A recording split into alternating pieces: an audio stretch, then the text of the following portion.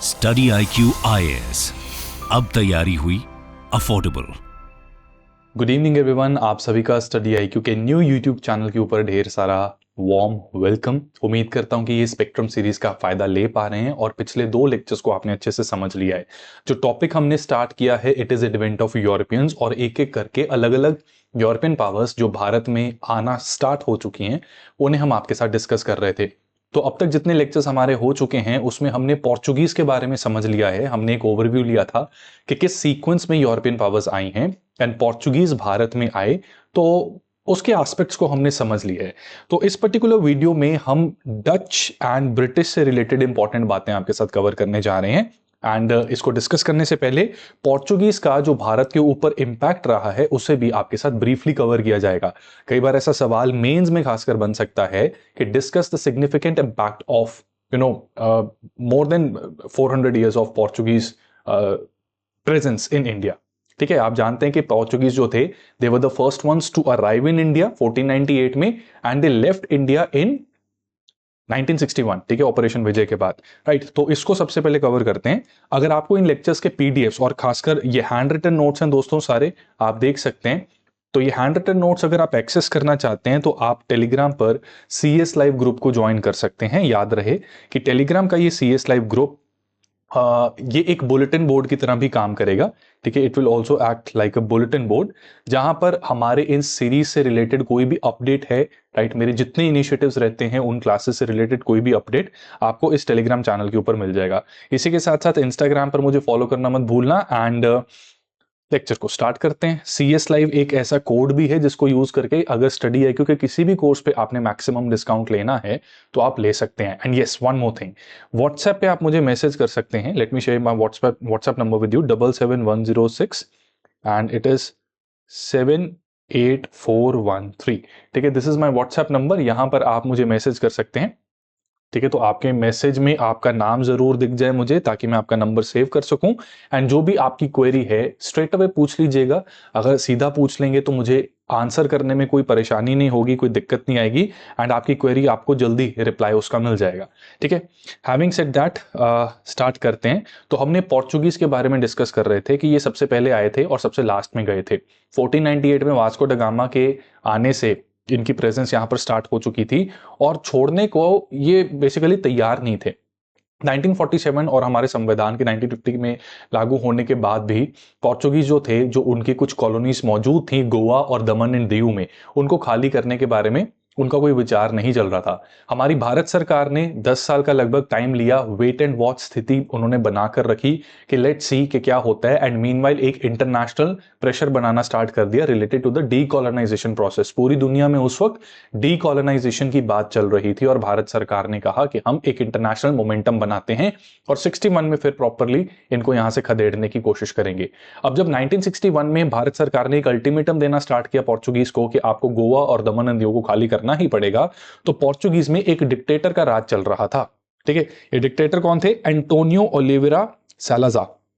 ठीक है, Antonio Oliveira Salazar, this was the name of the dictator. I hope you are able to see this name on your screens.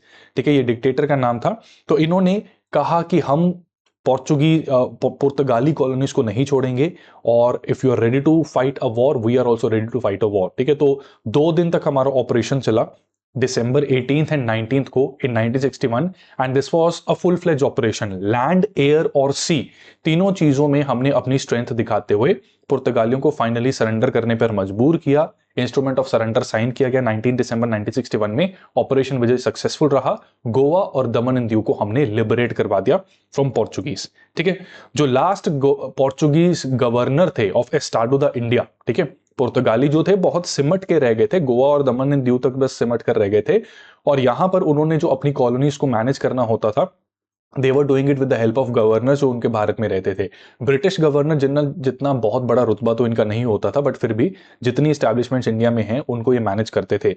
तो ironically जो last पुर्तगाली governor general Bharat के थे, पुर्तगाली governor general जो गोवा और दमन दीव के थे, बेसिकली जो पुर्तगाली टेरिटरीज को मैनेज कर रहे थे, उनका वही नाम था जो उस राजा का नाम था जिसने वास्को ड गामा की शिप को पेट्रनाइज किया था। ठीक है, इनका भी नाम मैनुअल था। ठीक है, king manual one of Portuguese, उसने 1498 में वास्को की हेल्प की, और मैनुअल एंटोनियो वेसलो एसिला, ठीक है, सिर्फ मैनुअल एंटोनियो याद रखोगे उससे भी काम आपका चल जाएगा, ठीक है। तो 1961 में he was the Portuguese governor general who had to surrender in 1961 after operation Vijay, ठीक है। और उसके बाद पुर्तगाली गवर्नमेंट के साथ हमारी काफी खराब रिलेशंस थे, बट आफ्टर फ्यू इयर्स जब डिक्टेटर की डेथ हो गई तो उसके बाद जो न्यू गवर्नमेंट बनी उसके बाद से हमारे रिलेशंस फिर ठीक होने स्टार्ट हो गए थे, ठीक है। So this is all about the Portuguese rule in India. अब इनका इम्पैक्ट देख लेते हैं। जब भी कभी यूपीएससी के पेपर में आपसे सवाल पूछा जाता है तो एक अच्छा मेंस आंसर लिखने के लिए आपको क्लासिफाई करना आना चाहिए चीजों को अंडर डिफरेंट हेड्स, ठीक है। You need to classify things under different heads.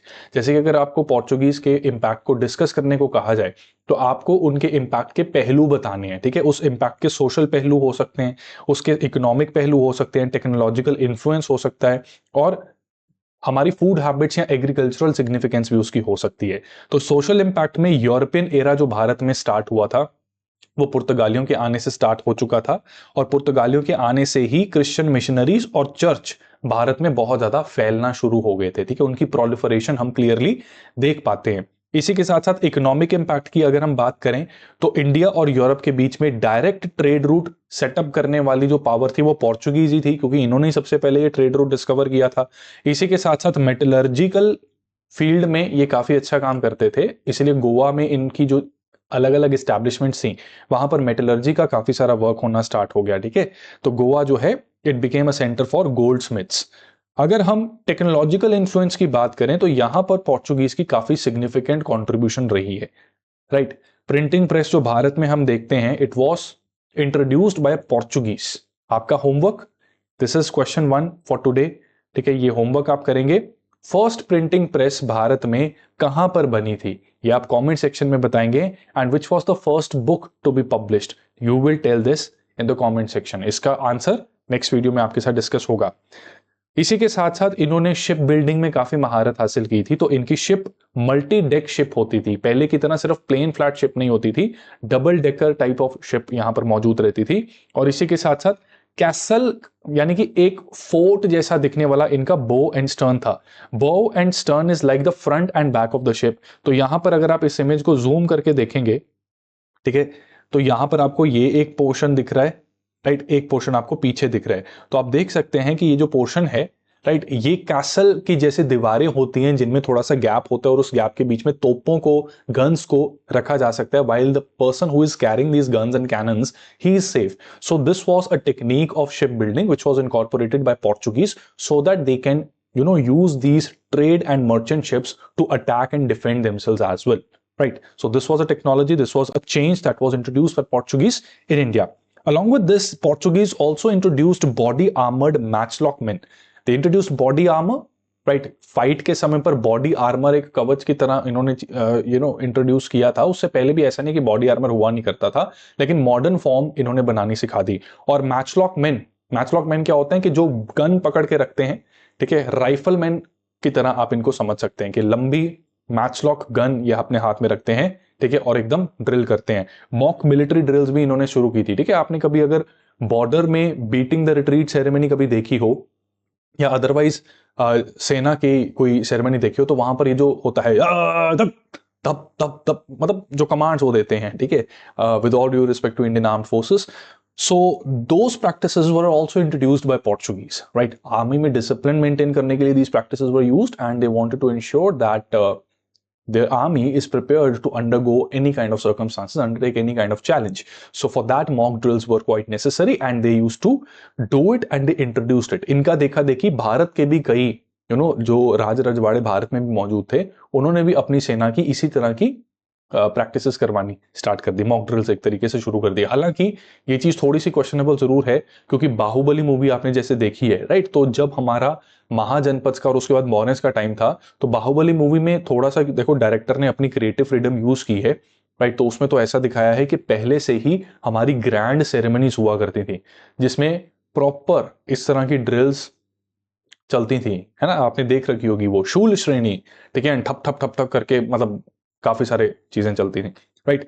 Along with this जो सबसे इंपॉर्टेंट फैक्टर यहां पर रहेगा, पोर्चुगीज ने इतने सारे फूड्स भारत में इंट्रोड्यूस किए जिससे कि हमारे खाने पीने का स्टाइल जो आज है और जो 642 ईयर्स पहले हुआ करता था, इट हैज टोटली चेंज। ठीक है, पोर्चुगीज ने भारत में पोटैटो, टोमेटो, मकई, मेज, ठीक है, आई थिंक मकई ही होता है, कॉर्न या मेज, ठीक है, papaya, peanuts, guava, avocado, tobacco, chilli, इनको इंट्रोड्यूस किया। इवन कैशू नट्स, ठीक है, जो कैशू नट है, even this was introduced by Portuguese in India. Goa के कैशू नट्स को जीआई टैग भी मिल रखा है, अगर आपको पता होगा तो। ठीक है, तो ये सारी चीजें पोर्चुगीज ने हमें इंट्रोड्यूस करवाई थी, right. So this was the impact of Portuguese, and इसको आप अपने मेंस आंसर राइटिंग में अकॉर्डिंगली समराइज कर सकते हैं। ठीक है,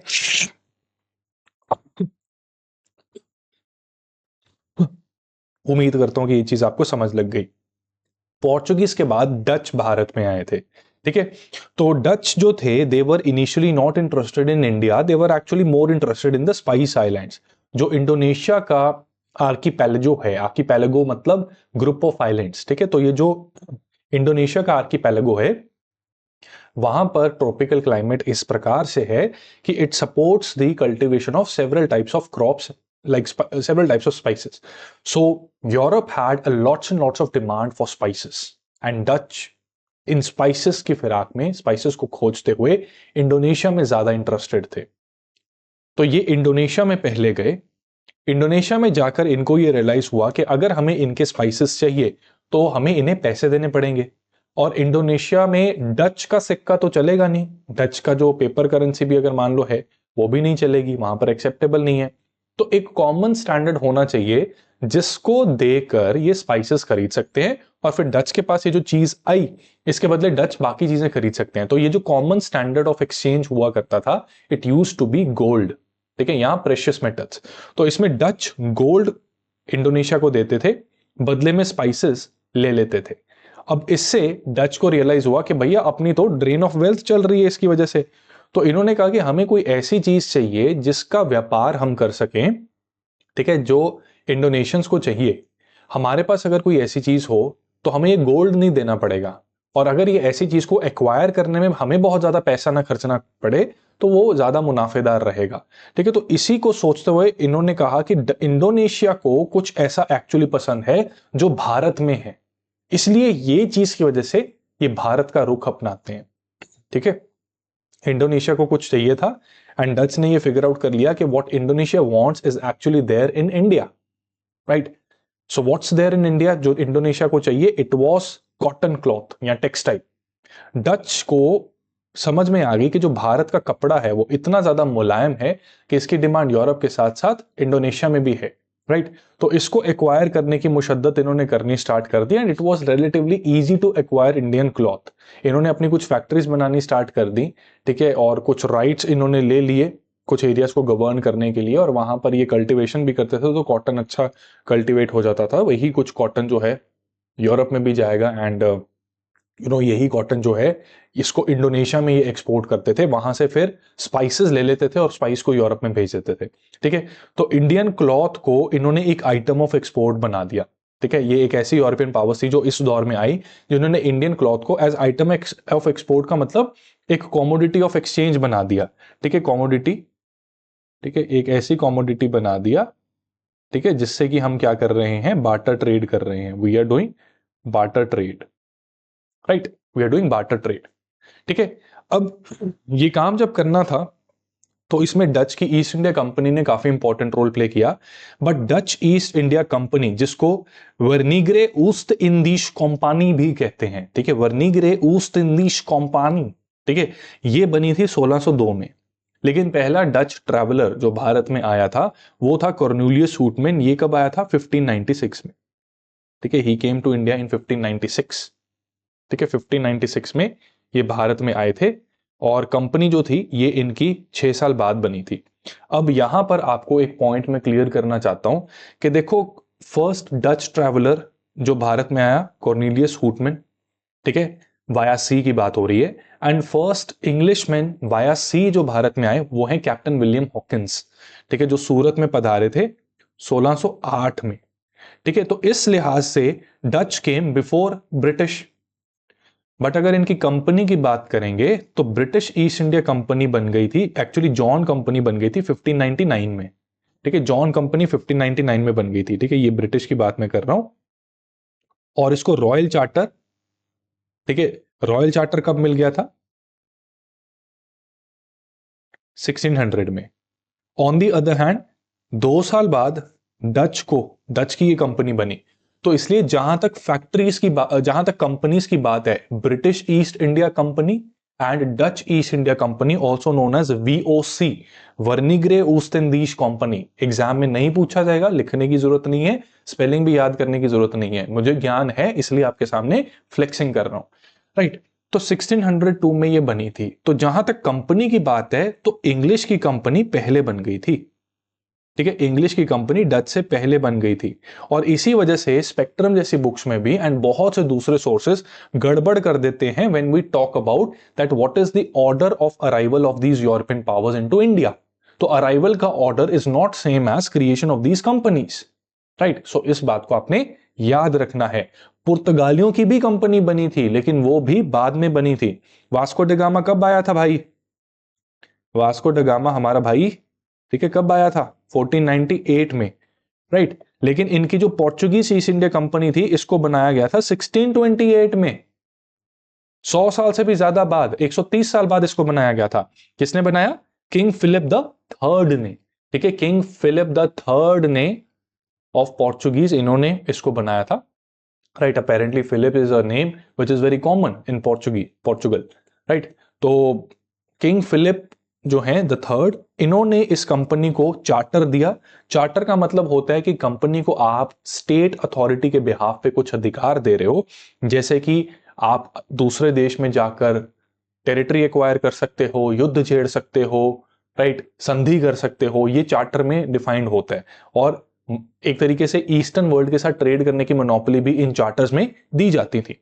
तो यहां पर किंग फिलिप द थर्ड ने 1628 में ये कंपनी स्टैब्लिश करवा के इसको चार्टर दे दिया था। लेकिन 1633 तक ये कंपनी जो है अपना ट्रेड प्रॉफिटेबली नहीं कंडक्ट कर पा रही थी, इसलिए इसको डिसॉल्व कर दिया गया। और पोर्चुगीज ने जो उनकी एस्टैब्लिशमेंट्स भारत में थी वो पुर्तगालियों की सरकार ने मैनेज की थी। This is unlike British East India company को कुछ ज्यादा ही लाड प्यार से भेज दिया था भारत में, जहां यहां की जितनी टेरिटरी थी it was under direct control of company until 1857। 1857 के बाद जाके वो क्राउन रूल का एक तरीके से आगाज हुआ था। उससे पहले ईस्ट इंडिया कंपनी के पास हमारी टेरिटरीज होती थी, लेकिन पुर्तगालियों का ये सीन था। बट एनीवेज यहां पर जो पॉइंट समझने वाला है वो पॉइंट ये समझने वाला है कि वास्को ड गामा आया था 1498 में, कंपनी इनकी बनी थी 1628 में। ठीक है, तो इस लिहाज से इनकी कंपनी तो ब्रिटिश के भी बाद बनी है, डच के भी बाद बनी है, काफी लेट बनी है ना। तो बहुत से लोग कई बार ये गड़बड़ कर देते हैं, तो वो मिक्स कर देते हैं दो चीजों को, कौन पहले आया और कंपनी कब बनी, दोनों में बहुत फर्क है। ठीक है, तो इन क्लासेस का यही फायदा है। और दोस्तों, जो लोग कोचिंग कहते हैं ना कि कोचिंग का क्या फायदा है, बेटा कोचिंग का बहुत फायदा है। ये चीजें जो किताबों में गलत हो जाती है ना, इनके बारे में पता ही ना लगे आपको कि क्या गलत है क्या सही है। एक और गलती बताऊंगा आज, सूरत को लेकर भी बहुत डाउट रहता है कि फर्स्ट फैक्ट्री कहां पर बनी थी। आज वंस एंड फॉर ऑल वो भी क्लियर हो जाएगा। ठीक है, कोचिंग का बहुत ज्यादा फायदा होता है, इस सीरीज से फायदा लेते रहो। हाँ, इस सीरीज में थोड़ा सा इशू ये कई बार आ जाता है कि आप जानते हैं कि स्टडी IQ के एस्टीम्ड फैकल्टी हैं ईश्वर की कृपा से, आप सबके प्यार से, तो बहुत सारे इनिशिएटिव्स में ना घुसा के रखा हुआ है, तो कभी कभी थोड़ा इनिशिएटिव्स में आगे पीछे, टाइमिंग में आगे पीछे हो जाता है, right. But are paid courses they are bound to go as per the schedule.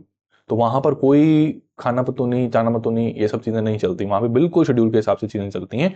मैं यहां भी पूरी कोशिश कर रहा हूं, बट अगर आप एक स्ट्रक्चर्ड मैनर में अपनी तैयारी करना चाहते हैं तो स्टडी IQ के प्रतिज्ञा प्लस बैच में आपको जरूर एनरोल करना चाहिए। खासकर वो स्टूडेंट्स जो 2025 की तैयारी कर रहे हैं, यू मस्ट एनरोल इन प्रतिज्ञा प्लस बैच। ये ऐसा बैच है जिसमें प्री क्लियर करने पर आपको स्कॉलरशिप तो मिलती ही है, जिसमें पूरी फी रिफंड हो जाती है आपकी जो आपने पे की इसमें एनरोल करने के लिए, एंड वीकली टेस्ट जो आप देते हो अगर उसमें टॉप करते हो तो आपको 11,000 रुपए दिए जाते हैं। 37 वीकली टेस्ट हैं, अभी भी समय है ना प्रीलिम्स होने में, तो 37 वीकली टेस्ट आपके पास हैं। आप केवल 2 वीकली टेस्ट में भी अगर टॉप कर लो तो आपको 22,000 रुपए मिल जाते हैं, विच प्रैक्टिकली मीन्स लगभग आपने सारा ही अमाउंट रिकवर कर लिया जो आपने इसमें इन्वेस्ट किया था। And if you are performing well you are bound to clear prelims as well, crack the prelims as well. तो प्रीलिम्स क्रैक करने के बाद आपको वहां दी गई वहां पूरी फी जो है वो वापस मिल जाएगी। तो it's a win win situation दोस्तों।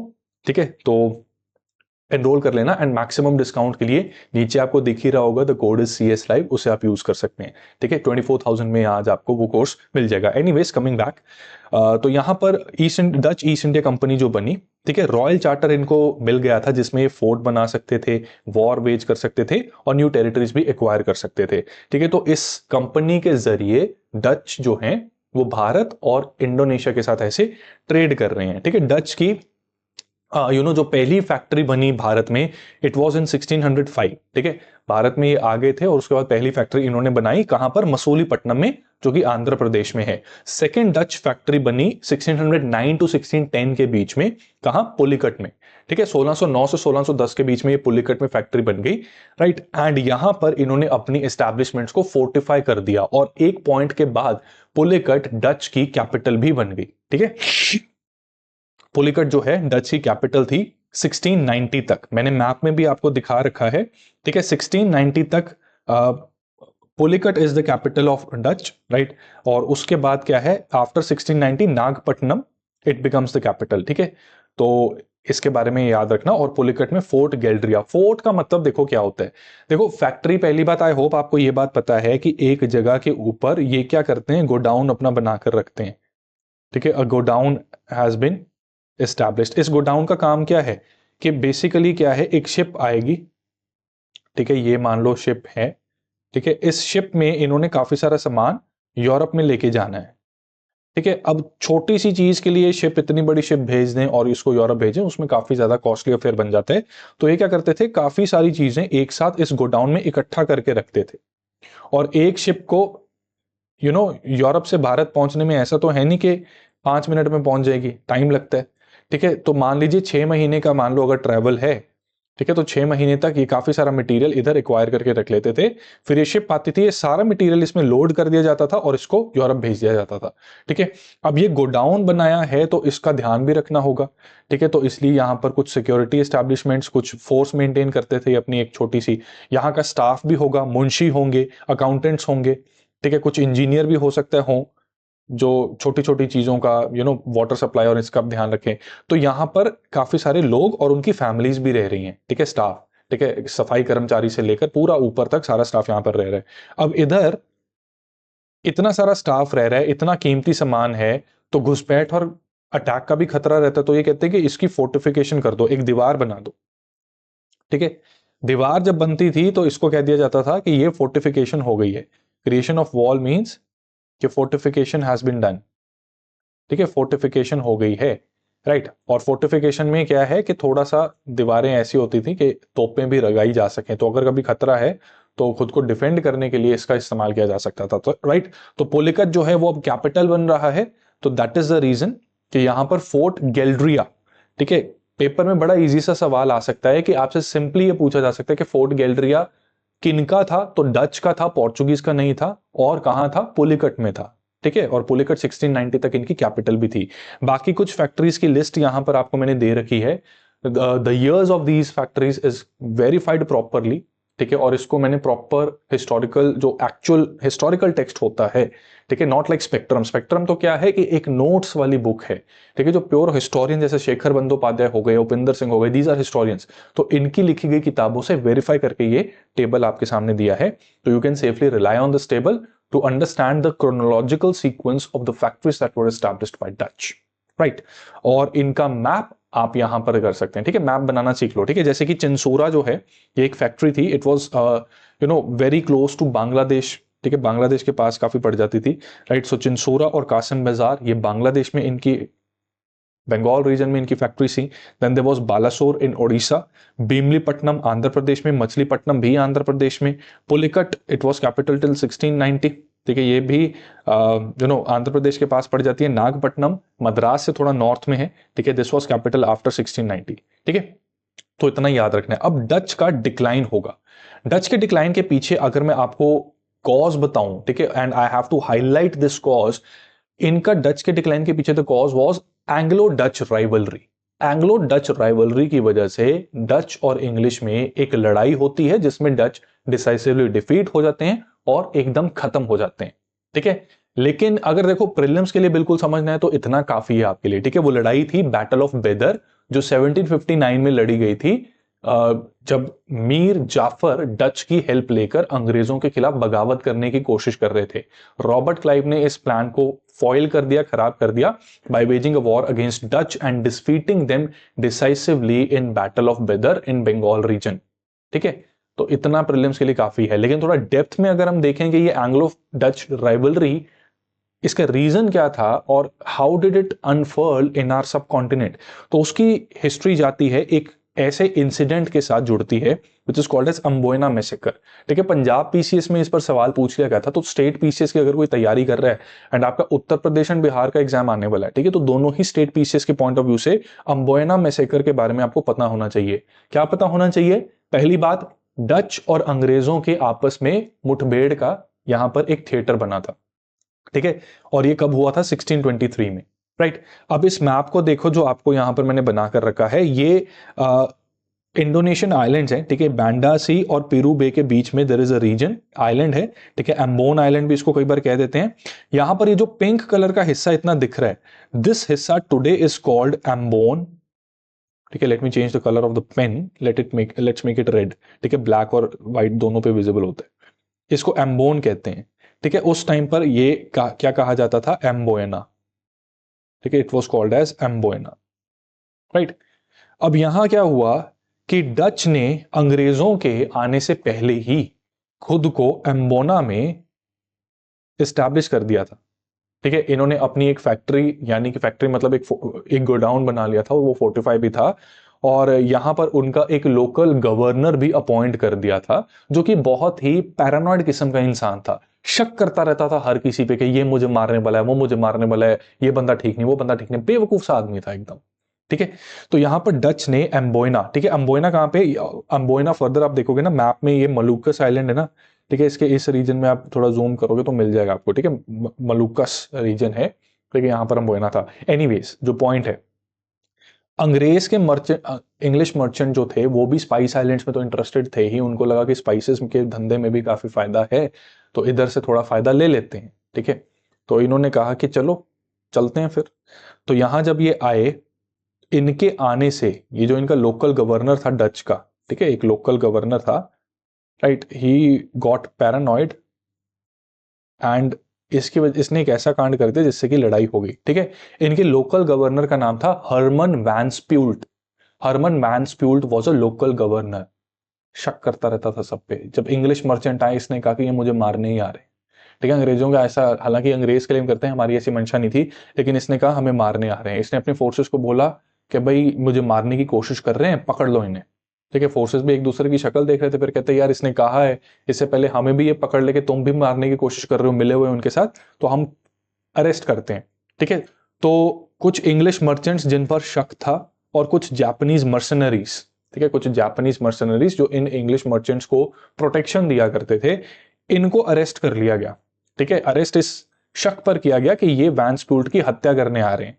ठीक है, वैनस्प्यूल्ट ने इनको अरेस्ट करने का ऑर्डर किया, और अरेस्ट करने के बाद बहुत भयंकर टॉर्चर हुआ इनका। इतना भयंकर टॉर्चर हुआ, as you can see there is a book also जो इस पर बनाई गई है। एडम क्लूलो ने ये बुक लिखी है। ठीक है, तो एम्बोयना में क्या हुआ था उसके बारे में कुछ फैक्ट्स बताता है। तो इतनी बुरी तरह टॉर्चर किया, ठीक है, कि अब यार मुझे भी ज्यादा आप कहोगे, इतने ज्यादा टॉर्चर करोगे तो फिर मैं भी बोलना शुरू कर दूंगा कि CS लाइफ की जगह कोई दूसरा कोड यूज कर लो। ठीक है, तो यहां पर भी कुछ वैसा हुआ। यहां पर तो जान पर बात आ गई, तो इन्होंने ना कन्फेशन कर ली, कहा कि चलो टॉर्चर से बचने के लिए लेटेस्ट कन्फेस कि हाँ हम प्लॉट कर रहे थे, हम मारना चाहते थे। ठीक है, वैनस्प्यूल्ट ने कहा कि देखा देखा, मैंने तो कहा था मारने आए मुझे। ठीक है, ये करके इनके जो डच में जो इनकी कोर्ट चलता था, अदालत चलती थी, उन्होंने एग्जीक्यूशन के ऑर्डर्स दे दिए, और फरवरी 1623 में इन लोगों को एग्जीक्यूट कर दिया गया। ठीक है, काफी ग्रुप था एक, उसे एग्जीक्यूट कर दिया गया। जब अंग्रेजों को यह बात पता लगी, अंग्रेजों ने एक इंक्वायरी कमेटी बिठाई टू इन्वेस्टिगेट कि ये हुआ क्या, क्योंकि उन्होंने डच गवर्नमेंट से बात की। उन्होंने कहा कि आपके वैनस्प्यूल्ट ने, लोकल गवर्नर ने एग्जीक्यूट कर दिया, और इस शक पे किया कि इंग्लिश मर्चेंट्स आप इसको मारने आ रहे थे, तो हमें इजाजत दें कि हम भी देख सकें, क्योंकि हमारी ऐसी कोई मंशा नहीं थी। इन्वेस्टिगेशन करने के बाद पता लगा कि ये वैनस्प्यूल्ट पैरानॉइड इंसान है, और इसने ये सारी आधी से ज्यादा चीजें बस इसके दिमाग में थी, रियलिटी में नहीं थी। ठीक है, ऐसा अंग्रेजों का ये क्लेम है। राइट, अब एक होती है इसकी साइड, एक होती है उसकी साइड, एक होता है सत्य। तो सत्य क्या है हमें भी नहीं पता, दोनों साइड्स आपस में एलिगेशंस लगाती हैं। अब क्योंकि अंग्रेजों का ये मानना है कि वैंस प्यूट ने ये जो ऑर्डर्स दिए इनको मारने के, देवर अनफाउंडेड ऑर्डर्स, उनमें कोई बुनियाद ही नहीं थी, ठीक है। तो इस वजह से ये इसको एम्बोयना मैसेकर कहते हैं।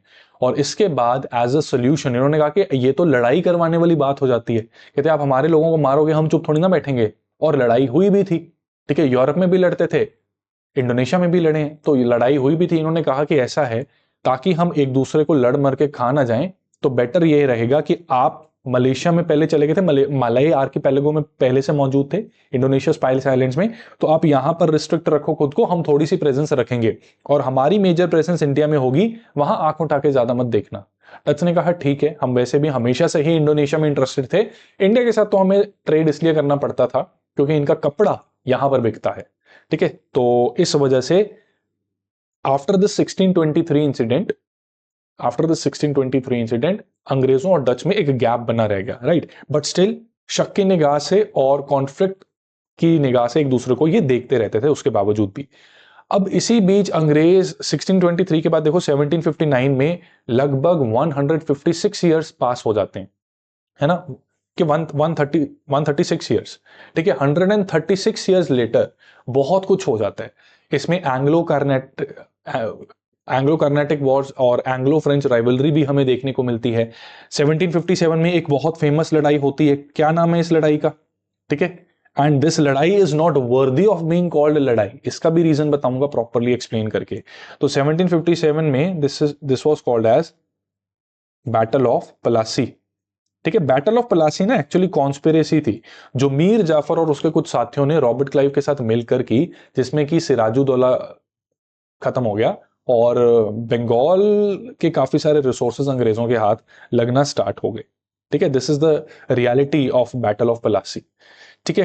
तो ये सिचुएशन है वैसे यहां पर, राइट। तो इसमें मीर जाफर ने ना इनिशियली तो रॉबर्ट क्लाइव के साथ मिलकर बंगाल की गद्दी के लालच में अंग्रेजों की हेल्प कर दी, लेकिन एक बार जब ये जीत गया और गद्दी पर बैठ गए, इसको रियलाइज हुआ कि अंग्रेज धीरे धीरे मीर जाफर को अपने ऊपर डिपेंडेंट बनाते जा रहे हैं, ये उनकी मर्जी के बिना अपनी सेना नहीं मेंटेन कर सकता, किसी और यूरोपियन पावर को एम्प्लॉयमेंट नहीं दे सकता, right, and many other things. और इसी के साथ साथ इसने ना खुशी में बहुत सारी चीजें और बहुत बड़ा टेरिटोरियल पोर्शन ऑफ बंगाल अंग्रेजों के घुटनों में डाल दिया था, चरणों में रख दिया था as a token of gratitude, ठीक है। तो इस वजह से मीर जाफर को एक पॉइंट पे रियलाइज हो गया कि मुझसे बहुत बड़ी गलती हो गई है और अंग्रेजों का कुछ निपटारा करना पड़ेगा।